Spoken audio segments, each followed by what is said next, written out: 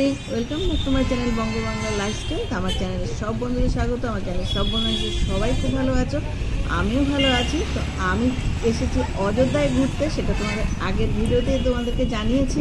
তো আমি আজকে যাব অযোধ্যায় যে কটা সাইট সিন রয়েছে সেগুলো দেখতে। তো আমরা এখন চলে এসেছি কনক ভবন দেখার জন্য।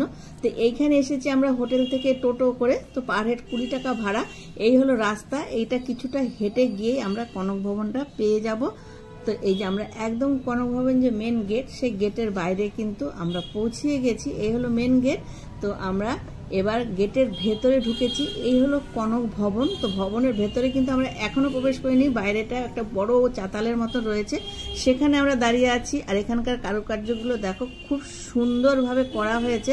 আর এই ভবনের ভেতরে ঢোকার জন্য সিঁড়ি রয়েছে, সিঁড়ির তলায় রয়েছে জুতো রাখার ব্যবস্থা। তো এই জুতো রেখে কিন্তু আমরা ভেতরে প্রবেশ করব। তো এই কনক ভবন মাতা কৈকেয়ী রাম সীতার বিবাহের পরে তাদেরকে উপহার হিসাবে দিয়েছিলেন। এটি কিন্তু মাতা সীতা এবং রামের ব্যক্তিগত প্রাসাদ ছিল। তো আমরা এই যে সিঁড়ি দিয়ে এবার গর্ভগৃহের ভেতরে ঢুকব। তো এই ভবনটা কিন্তু কিছুটা নষ্ট হয়ে গিয়েছিল তখন দাপর যুগে শ্রীকৃষ্ণ এবং তারপরে বিক্রমাদিত্য এবং সর্বশেষ রানী বৃষভানু কুমারী এটা সংস্কার করে। এই যে মন্দিরের গর্ভগৃহে আমরা ঢুকে পড়েছি। এখানে রাম সীতার মূর্তি কিন্তু 3 জোড়া রয়েছে। রাম সীতার 3 জোড়া মূর্তি রয়েছে, তার মধ্যে সবচেয়ে বড় মূর্তিটা দিয়েছিলেন মহারানী বৃষভানু কুমারী, তারপরে জোড়া দিয়েছিলেন বিক্রমাদিত্য, এবং একদম যে ছোট মূর্তি দুটো রয়েছে সেগুলো কৃষ্ণ।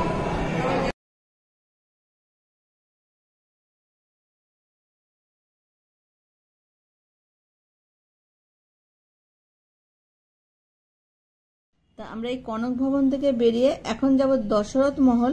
এখান থেকে প্রায় 200 মিটার দূরত্বে রয়েছে দশরথ মহল।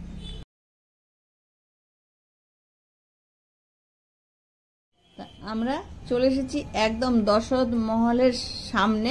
আমরা এখনো গেটের বাইরে। তো দশরথ মহল কিন্তু সংস্কারের কাজ চলছে। তো ভেতরে ঢুকেছি। এখানেও বড় চাতালের মতন রয়েছে, বড় বড় গাছ রয়েছে, গাছের গোড়ায় বসার জায়গাও রয়েছে। ওই যে দূরে দেখতে পাচ্ছি, এটাই কিন্তু দশরথ মহল। তো এই দশরথ মহলটি কিন্তু রাজপ্রাসাদটি কিন্তু রাজা দশরথ এবং তার খ্যাতিমান পুত্র ভগবান রামের স্মৃতিকে সম্মান করার জন্য নির্মিত করা হয়েছিল। এবং রামায়ণ অনুসারে অযোধ্যায় ছিল রাজা দশরথ রাজ্যের রাজধানী।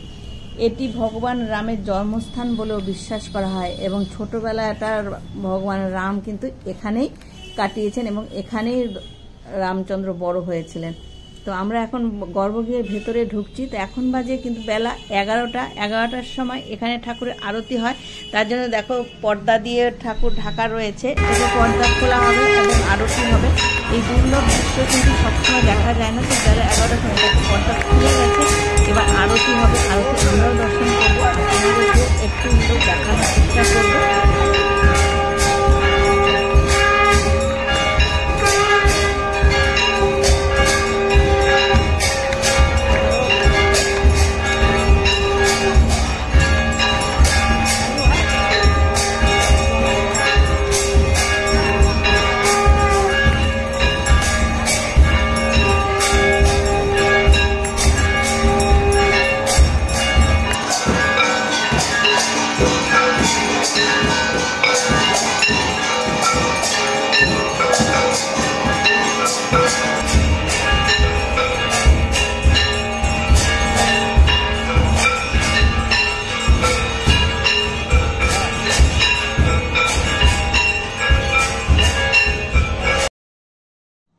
তো দশরথ মহল থেকে বেরিয়ে আমরা চলে যাব এখন রাজদার মন্দিরে। এই যে আমরা চলে এসেছি একদম কাছে, মানে একটুখানি হাঁটলে এই রাজদার মন্দির।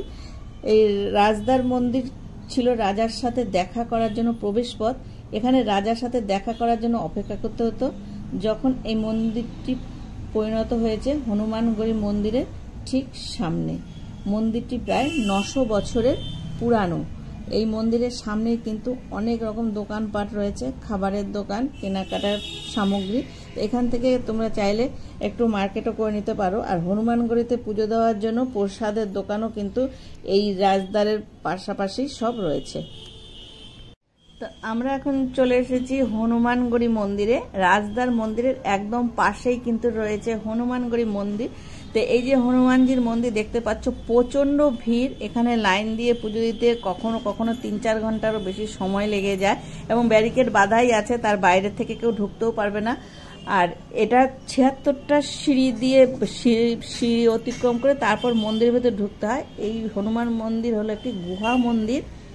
তো এই মন্দিরটি রাম যখন হনুমানজিকে উপহার দিয়েছিলেন তখন বলেছিলেন যে আগে হনুমানজিকে দর্শন করে তবেই রামের দর্শন করতে হবে, নয়তো রামজিকে দর্শন করা কিন্তু সম্পূর্ণ হবে না। তো এই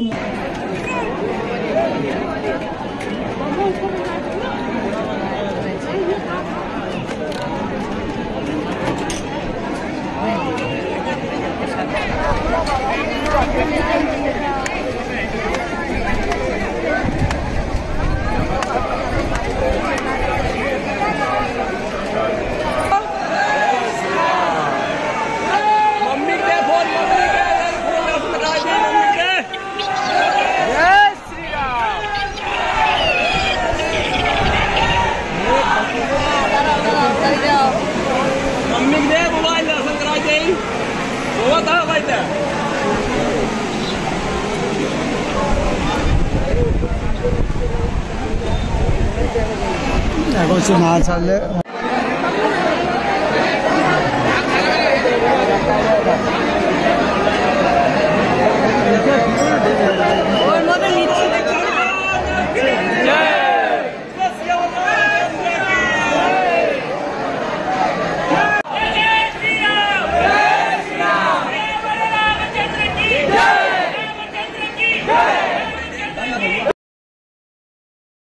আমরা একদম ঠাকুরের কাছাকাছি কিন্তু চলে এসেছি।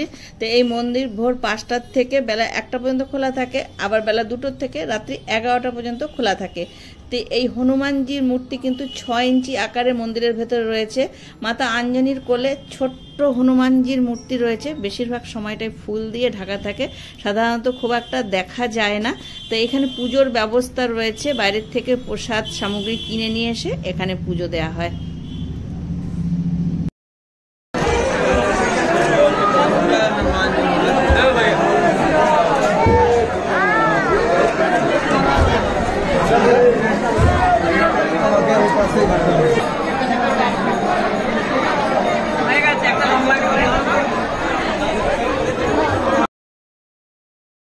আমরা ওখান থেকে চলে এসেছি নাগেশ্বর মন্দিরে।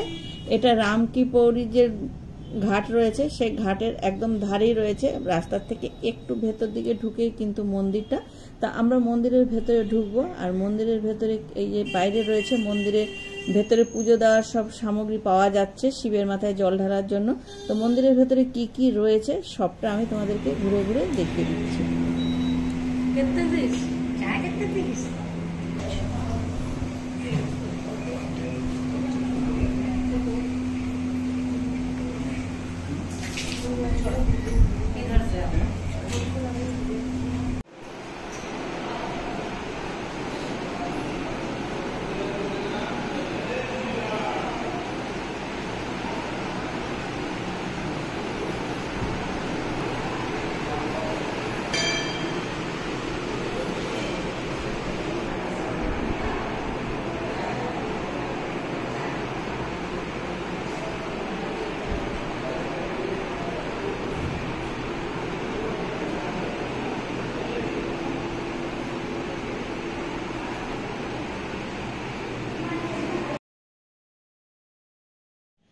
আমরা এখন চলে এসেছি লতা মঙ্গেশকর চকে। তো এই লতা মঙ্গেশকর চকের দেখাবো তোমাদের রয়েছে বিশাল এক বীণা। তো উত্তরপ্রদেশের মুখ্যমন্ত্রী যোগী আদিত্যনাথ 7.9 কোটি টাকার বাজেট প্রকাশ করেন এই লতা মঙ্গেশকর চকের জন্য। তো এই লতা মঙ্গেশকরের 93তম জন্মদিন উপলক্ষে 14 টন ওজনের 40 ফুট লম্বা সুন্দর বীণা তৈরি করেন। এই বীণাটি তৈরি করতে সময় লেগেছিল প্রায় 2 মাস। তো এইটি নয়াঘাটের ঠিক মোড়েই বসানো রয়েছে এবং বীণার উপরে মা সরস্বতীর একটি ছবিও রয়েছে।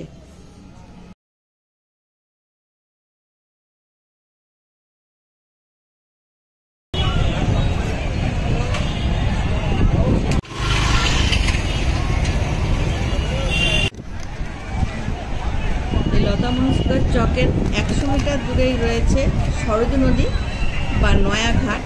এই সরজু নদীতে সবাই কিন্তু স্নান করে পুণ্য অর্জন করেন।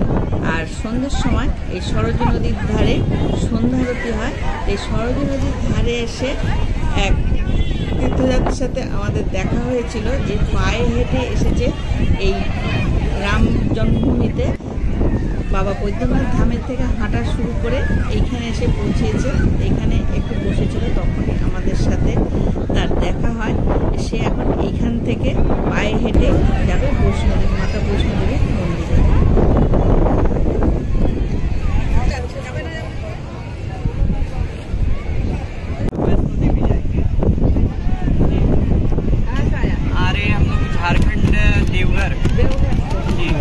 कितना दिन लगा है? यहाँ हम लोगों को लगा 32 दिन। 32 दिन हो गया जी, आज हम लोग का ज़्यादा ही हो गया। 2 अप्रैल को निकले हुए, यहाँ आने में 2-3 दिन हो गए। हम लोग 2-3 दिन से भी यहीं पे हैं और अभी जा रहे हैं प्रभु श्री राम जी का दर्शन करने, और दर्शन करके फिर रात में आज यहाँ से वृंदावन के लिए निकलेंगे। अच्छा, क्या बागता लेके आ जाता है कोई? जो हमारा यात्रा है हाँ? वो हमारा एक ही नारा रहता है, धर्मो रक्षत रक्षिता। आप धर्म की रक्षा करो, धर्म आपकी रक्षा करेगा। इस नारे को लेकर के हम यह यात्रा करते हैं। अच्छा, जय श्री राम, जय श्री राम, जय श्री राम। তো এবার চলে এসেছি রামকিপৌরি ঘাটে। সরজু নদীর পাশেই রয়েছে রামকিপৌরির ঘাট। এই ঘাটটা কিন্তু কৃত্রিম উপায়ে তৈরি করা হয়েছে। সরজু নদীর থেকে বাঁধ দিয়ে জল এপাশে আনা হয়েছে এবং জলের নিচটা কিন্তু পুরো বাঁধানো রয়েছে। সিঁড়ি দিয়ে নেমে এখানে স্নান করতে হয়। তা আমরাও স্নান করে নিয়েছি। এখানে দেখো কোনো ব্যবস্থা হবে, বাঁধ দিয়ে জলটা এখানে আনা হয়েছে। রামচন্দ্র কিন্তু এই সময় দেখে গিয়ে সরজু নদীতে স্নান করতেন। 2019 সালে এই ঘাটের ধারে 4.5 লাখ কোটি টাকা তিনি ওয়ার্ল্ড রেকর্ড করে ফেলেছিলেন।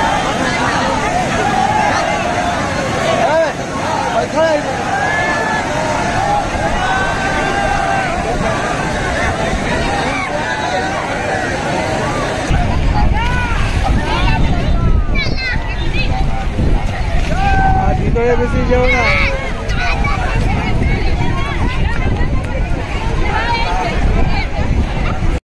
এবার চলে এসেছি বড় হনুমানজির মন্দিরে।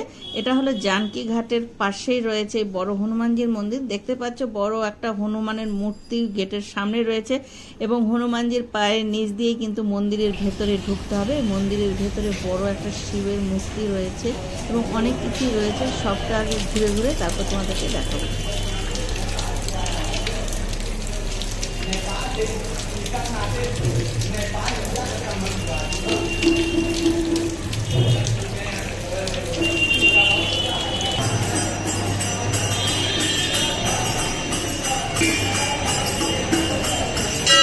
ধরবে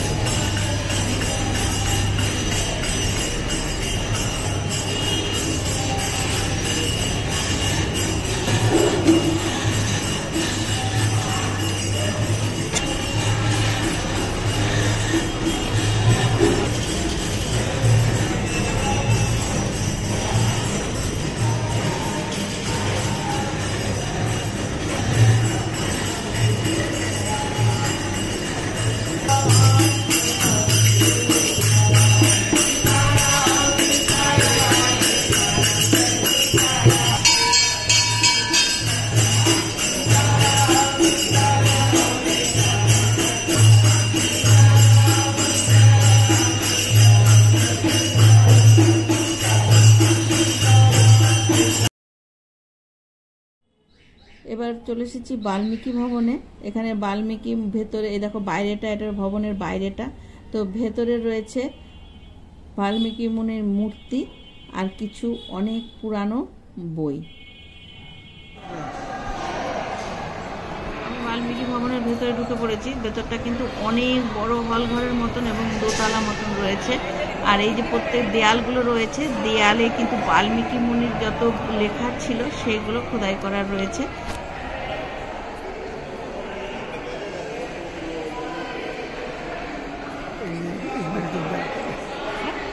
বাল্মীকি লেখা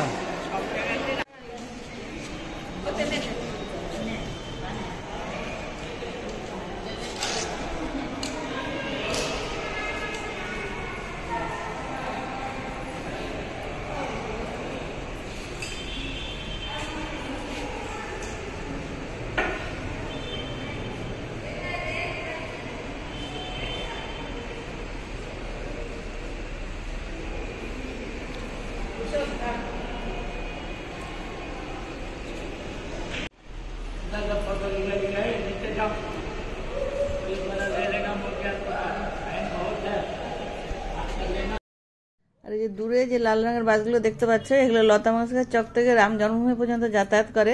এগুলো ব্যাটারির গাড়ি, এগুলো 10 টাকা করে পার হেড ভাড়া নেয়। এইগুলো করেও কিন্তু যাতায়াত করতে পারো, তাহলে যাতায়াত খরচটা একটু কম হয়। আর এখানে সম্পূর্ণ সাইট সিন দেখতে হলে টোটো ভাড়া করলে ভাড়া নেয় প্রায় 1400 থেকে 1600 টাকা মতন। আর যদি কিছুটা হেঁটে কিছুটা টোটো করে বা বাসে করে যাও তাহলে খরচটা কিন্তু অনেকটাই কম হয়। তা আমরাও কিছুটা হেঁটে কিছুটা টোটো করে বাসে করে এভাবেই যাতায়াত করেছি। তো আমার এই সাইট সিন দেখার ভিডিওটা তোমাদের যদি ভালো লেগে থাকে তাহলে একটা ছোট্ট লাইক করে দিও, আর কমেন্ট বক্সে জানিও যে কেমন হয়েছে। আর আমার নতুন বন্ধু যারা আমার এই ভিডিওটা এখন দেখছো, আমার চ্যানেলটা এখনও সাবস্ক্রাইব করোনি, তারা তাড়াতাড়ি সাবস্ক্রাইব করে দিও, আর পাশে থাকা বেল বাজিয়ে দিয়ে অল করে দিও, যাতে সবার আগে আমার সব ভ্রমণের ভিডিও তোমাদের কাছে পৌঁছিয়ে যায়। তো আজকের মতো টাটা।